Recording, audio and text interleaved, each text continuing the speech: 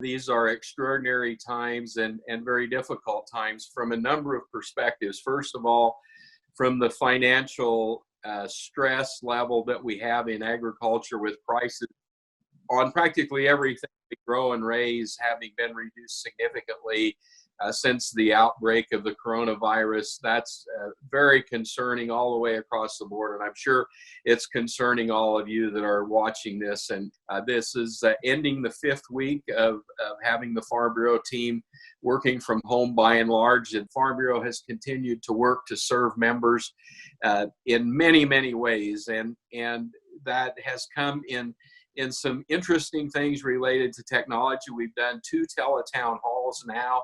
Primarily, the first one was a general call wanting to hear from members and to talk about some of the things we knew related to the spread of COVID-19.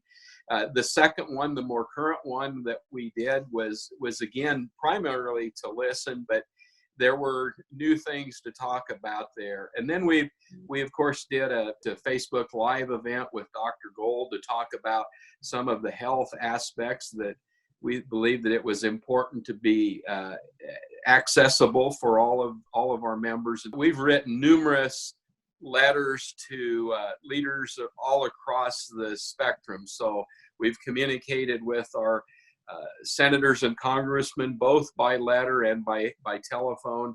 We've communicated with USDA on the president's calls that we've had with American Farm Bureau. Sonny Perdue has been on those calls, Greg Iboss, Steve Skinsky, Bill Northey. So just a lot of the folks at USDA that are involved in helping make programs work for farmers and ranchers. And so we're trying to do our part that way. We're also working as it relates to ethanol issues and all of the things that are happening around ethanol and how that's affecting both grain producers and livestock producers. Considerable amount of work that's already been done, but will continue to be done as it relates to the cattle markets and what's happening there.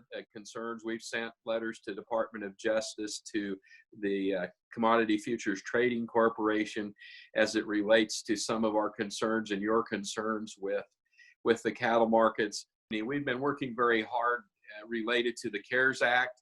The CARES Act is the acronym for the program that's been put together by Congress and the President to deal with a lot of the issues that farmers and ranchers were dealing with. So we've been working to learn how those programs are going to work, and working with USDA and making comments again on how we believe that those kinds of efforts can be most helpful for farmers and ranchers. We've also been working with the Small Business Administration and others to make sure that we have all of the information as it relates to the PPP, the Payroll Protection Program, which farm businesses are eligible for.